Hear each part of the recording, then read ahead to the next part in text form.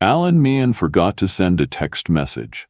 That single oversight just cost him everything. Not a text to his wife, not to his lawyer, to the police. You see, when you're the national president of one of Australia's most feared motorcycle clubs, when you control drug trafficking routes worth millions, when rival gangs put $3 million bounties on your head, forgetting to text the cops about where you're sleeping tonight becomes a very expensive mistake. How expensive? Try losing a criminal empire that took 20 years to build. This is Allan Meehan, the Instagram gangster who flaunted gold-plated Harleys and Louis Vuitton bags full of cash to 500,000 followers. The man who commanded respect through fear across multiple states. The Bikie boss who thought he was untouchable, until Australian authorities deployed a lethal weapon so devastating, so surgically precise, that it didn't matter how many guns he had, how loyal his crew was, or how much money he could throw at lawyers. They didn't need to prove he was a criminal. They just needed to prove he forgot to follow instructions. And when the most powerful gangster in Australia can be brought down by failing to declare his Netflix and chill address to police, well, that changes everything. Allan Meehan was 17 when he watched his father figure get beaten to death outside a Western Sydney pub. The man wasn't his biological father. Meehan barely knew him. But this older Rebels member had taken the kid under his wing, showed him what loyalty looked like, what brotherhood meant. Standing in that hospital corridor, watching machines keep a broken man alive for 3 more days, Meehan made a choice that would echo for decades. He didn't call the police. He called the rebels. This wasn't just teenage rebellion. In suburbs where legitimate opportunity felt like a fairy tale, where your postcode determined your prospects, the motorcycle clubs offered something the straight world never could. Respect that couldn't be ignored, brotherhood that couldn't be bought, and power that couldn't be taken away. At 18, Allan Meehan didn't just join the rebels. He was baptized by them. But here's what separated Meehan from every other angry kid seeking belonging. He understood that respect without strategy is just violence, and violence without purpose is just chaos. While other prospects were getting drunk and starting fights, Meehan was studying the hierarchy, learning the politics, figuring out how power actually moved through the organization. Within 3 years, he'd earned his full colors. By 25, he'd done something almost unthinkable. Jumped ship to the Comancheros, not as a refugee or defector, but as a recruited asset. Someone they wanted badly enough to risk inter-club tension. Why? Because Allan Meehan had figured out something that would make him dangerous. In a world built on old-school intimidation, the future belonged to whoever could blend traditional power with modern methods. 2016. Allan Meehan posts a photo of himself on a gold-plated Harley-Davidson, diamond chain catching the afternoon sun, Louis Vuitton bag casually placed beside stacks of $100 bills. The caption reads, "Living the dream." Within hours, it has thousands of likes. Comments pour in from admirers, rivals, and wannabes. But there's one viewer Meehan didn't consider. Detective Inspector Sarah Chen from the NSW Crime Commission, screenshotting every image for a file that's growing thicker by the week. Because Allan Meehan had accidentally discovered something that would revolutionize organized crime. Social media influence. Traditional gangsters understood intimidation. Walk into a room, everyone knows who's in charge. But Meehan grasped something more powerful. If you could make thousands of people want to be you, you didn't need to intimidate them. They'd come to you. His Instagram wasn't just showing off, it was recruitment. Every post was a job advertisement disguised as lifestyle porn. Young men across Australia saw those images and thought, "I want that life." Some of them were willing to work for it. The numbers were staggering. By 2019, Meehan had 500,000 followers across various platforms. His posts regularly went viral. He wasn't just running a criminal organization, he was building a brand. But there's a fundamental problem with being a social media gangster. Algorithms don't understand the difference between fans and federal agents. Every luxury watch he flaunted was cataloged by financial crime investigators. Every exotic location was cross-referenced with intelligence reports. Every person in his photos was run through facial recognition software. Detective Inspector Chen's team had built something unprecedented, a real-time profile of a criminal organization's activities, finances, and associations, all volunteered by the criminals themselves. Meehan thought he was showing strength. He was actually documenting evidence. The irony was perfect. The man who'd built his empire on understanding power had handed his enemies the keys to destroying it, one Instagram post at a time. November 2021, a courtroom in Sydney. No media circus, no dramatic arrests, no handcuffs. Just a judge, some lawyers, and a document that would change everything. Allan Meehan had been served with something called a Serious Crime Prevention Order, or SCPO. Now, if you've never heard of these before, you're not alone.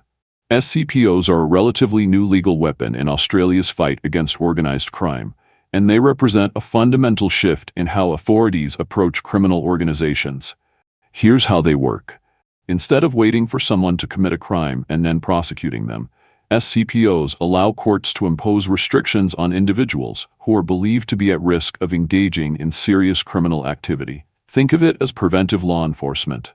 The restrictions placed on Meehan were comprehensive and suffocating. First, he was banned from communicating with any known associates of outlaw motorcycle clubs. This wasn't just about his Comanchero brothers. It extended to anyone with connections to organized crime. Imagine trying to run a criminal organization when you legally cannot speak to any of your key personnel. Second, he was prohibited from using encrypted communication devices. No secure phones, no encrypted messaging apps, no sophisticated communication systems that had allowed him to coordinate activities while staying under the radar.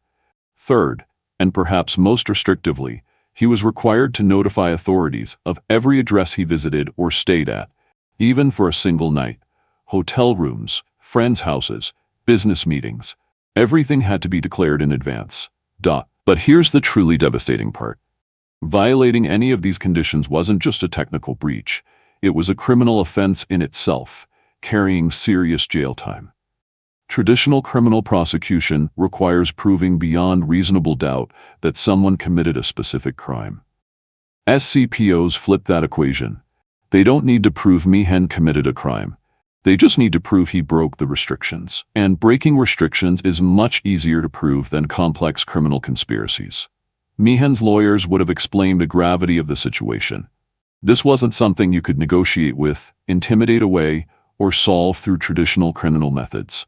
This was the legal system using its full weight to suffocate his operations. For someone accustomed to operating in the shadows with encrypted communications and anonymous meetings, these restrictions were like removing the oxygen from his criminal enterprise. Initially, it appeared that Allan Meehan might comply with the order.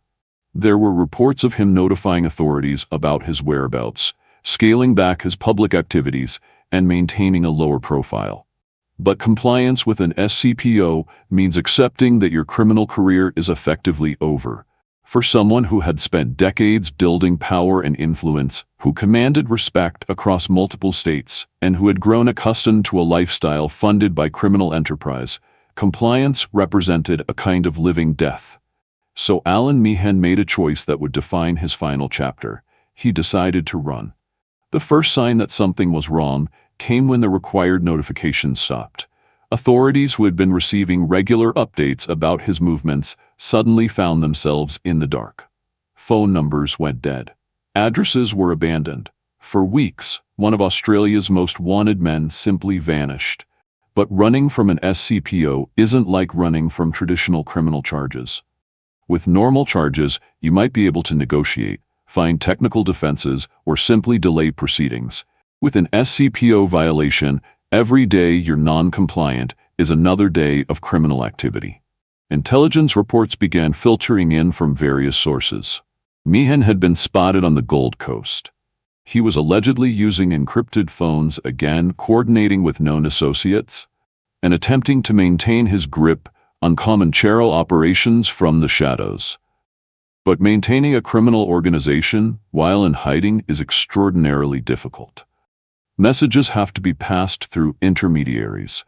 Decisions get delayed, and the kind of hands-on leadership that Meehan was known for becomes impossible. More importantly, His high profile made staying hidden a constant challenge. This wasn't the low-level criminal who could disappear into anonymity. This was someone whose face was known to law enforcement across multiple jurisdictions, whose lifestyle and associates were well documented, and whose movements were of interest to various rival organizations. Late 2022. A secure briefing room in AFP headquarters, Canberra. Detective Inspector Sarah Chen stands before a wall covered in photographs, phone records, and social media screenshots. At the center, Allan Meehan's face, surrounded by red string connecting dozens of associates, locations, and criminal enterprises. Ladies and gentlemen, she announces to the Joint Task Force, we have a problem. The problem wasn't just that Meehan had vanished. The problem was that someone else was hunting him too. Intelligence had been filtering in from multiple sources. Intercepted conversations mentioned a contract. Encrypted messages referenced a cleanup. Most disturbing of all, a reliable informant had whispered about a $3 million bounty placed on Meehan's head. The source? That remained unclear. Rival bikie clubs had obvious motives. Meehan's Comancheros had been expanding aggressively, stepping on territory that belonged to others. But the timing suggested something more personal, more internal. Some investigators believed the bounty came from within his own organization. Meehan's legal troubles had made him radioactive, a liability that threatened everyone's operations. In the criminal world, loyalty has limits, and those limits are usually measured in prison sentences. Others suspected international connections. The Comancheros had partnerships with cartels, with European crime families, with organizations that viewed Meehan's social media exposure as dangerous amateur hour. A public trial would mean public testimony, and public testimony might expose connections that were supposed to remain invisible. But here's what made the situation truly complex. Every day Meehan remained hidden was another day of SCPO violations. The legal clock was ticking independently of whatever criminal clock might be counting down toward violence. Chen's team faced an unprecedented challenge. They weren't just trying to catch a fugitive. They were trying to catch him before someone else did permanently. Because if Allan Meehan died while evading arrest, the precedent would be catastrophic. Every future SCPO target would learn the same lesson.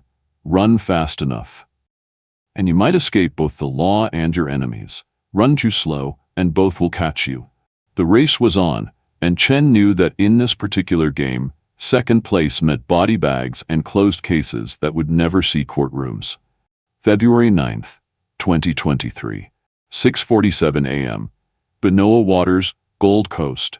Allan Meehan is making coffee in silk pajamas worth more than most people's weekly salary.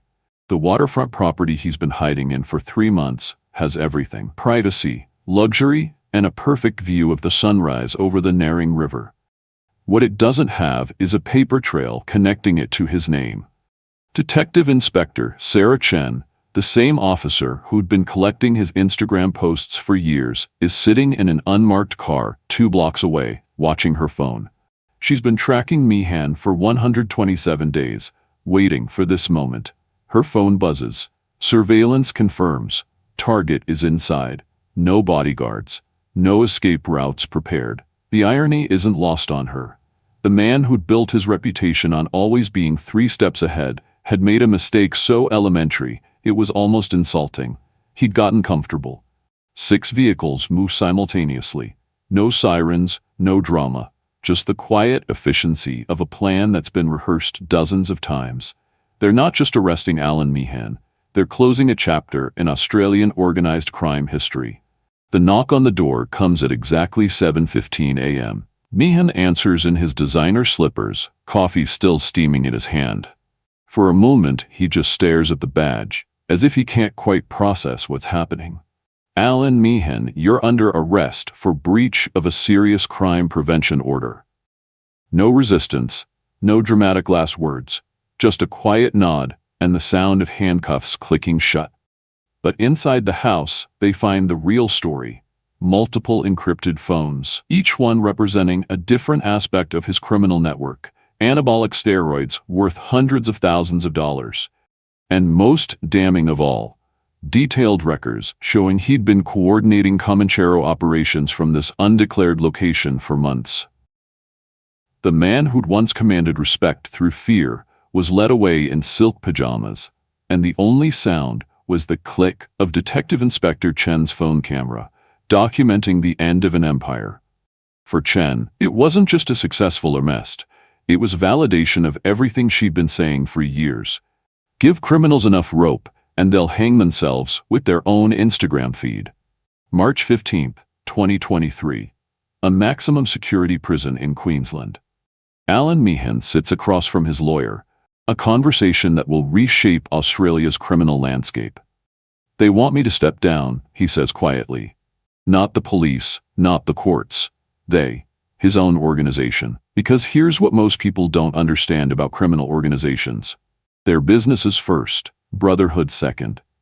And businesses don't survive sentimental attachments to leaders who can't lead.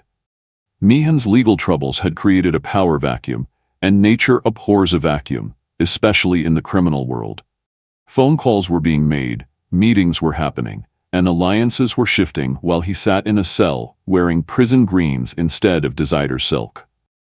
The man pushing hardest for change? Bemir Sarasevic, a figure who'd been quietly building influence while Meehan was busy becoming Instagram famous. Sarasevic represented everything Meehan wasn't: low profile, paranoid about surveillance, and absolutely ruthless about eliminating anything that threatened organizational security. To him, Meehan's social media presence hadn't been innovative. It had been narcissistic self-sabotage. But stepping down wasn't just about organizational politics. Intelligence reports suggested the $3 million bounty on Meehan's head was real, and it was coming from inside the broader Bikie community. His high-profile legal battles had made him a liability to other clubs' operations. The message was clear: retire gracefully, or be retired permanently. On March 20th, Allan Meehan officially stepped down as national president of the Comanchero Motorcycle Club. No ceremony, no farewell speech, just a quiet abdication that marked the end of the Instagram gangster era. By August, Bemir Sarasevic was being identified by law enforcement as the new power behind the throne. But unlike Meehan, Sarasevic's social media presence consisted of exactly 0 posts. He'd learned from his predecessor's mistakes. The Comancheros were going back underground, and Allan Meehan had become a cautionary tale told in encrypted messages he'd never see. Allan Meehan's downfall represents more than just the end of one criminal career. It demonstrates the effectiveness of a completely new approach to fighting organized crime in Australia. Traditional law enforcement methods require extensive investigations, witness cooperation, and complex prosecutions that can take years to complete and often result in acquittals or light sentences. SCPOs flip this equation by making the restrictions themselves the crime. The implications are profound. Criminal organizations that have traditionally operated with impunity now face a legal weapon that can effectively neutralize their leadership without the need for lengthy trials or questionable witness testimony. But this raises important questions about civil liberties and the balance between public safety and individual rights. SCPOs allow courts to impose significant restrictions on individuals who haven't been convicted of any crime, based on assessments of future risk rather than past actions. Allan Meehan's case will likely become a template for how authorities deal with high-profile, organized crime figures in the future. The message is clear. If you choose to live in the spotlight, that spotlight can become a target. Today, Allan Meehan sits in a prison cell scrolling through news articles about his own downfall on a tablet provided by the corrections system. The same social media obsession that built his empire now forces him to watch others analyze its collapse. His Instagram account, once a monument to criminal success, has been dormant for over a year. The 500,000 followers who once celebrated his lifestyle have moved on to newer, flashier criminals willing to dance for the algorithm. But Meehan's story represents something much larger than one man's fall from grace. It's a preview of how criminal justice will evolve in the digital age, where the line between public performance and private incrimination has completely disappeared. Think about it. Every criminal organization now faces the same dilemma Meehan did. Stay invisible and lose relevance in a social media world. Gain visibility and hand law enforcement a roadmap to your destruction. The SCPOs that destroyed Meehan's operation are now being deployed across Australia, targeting other high-profile criminal figures with the same surgical precision. The message is unmistakable. The old rules don't apply anymore. Detective Inspector Sarah Chen, who spent years building the case against Meehan, recently told reporters, social media didn't just change how criminals operate, it changed how we catch them. They're building their own cases now, one post at a time. And she's right. The next generation of criminal leaders will either learn from Meehan's mistakes or repeat them with even more spectacular results. As for the Comancheros, under Bamir Saracivic's leadership, they've returned to traditional methods, encrypted communications, minimal public presence, and old-school operational security. They studied Meehan's downfall and concluded that Instagram influence isn't worth federal investigation. But here's the question that keeps law enforcement officials awake at night. What happens when the next Allan Meehan figures out how to have both? The visibility without the vulnerability, the influence without the evidence. Because in the eternal game between criminals and those who hunt them, adaptation is the only constant. Allan Meehan's greatest mistake wasn't breaking the law. It was thinking the law wouldn't evolve to break him back. The Instagram gangster era is over. What comes next will be far more sophisticated, far more dangerous, and far harder to catch. Unless, of course, they make the same fundamental error Allan Meehan did, believing their own mythology instead of respecting their enemy's intelligence. Allan Meehan's story raises crucial questions about privacy, power, and the price of digital fame in the criminal world. Do you think SCPOs represent innovative justice or government overreach? And more importantly, do you think the next generation of criminals will learn from his mistakes or repeat them? Drop your thoughts in the comments below. If this deep dive into Australia's changing criminal landscape fascinated you, smash that subscribe button and ring the notification bell. We're just getting started with stories that reveal how technology is reshaping crime and punishment. The underworld is evolving. The question is, are we ready for what's coming next? Until next time, stay curious, stay safe, and remember, the internet never forgets, even when you wish it would.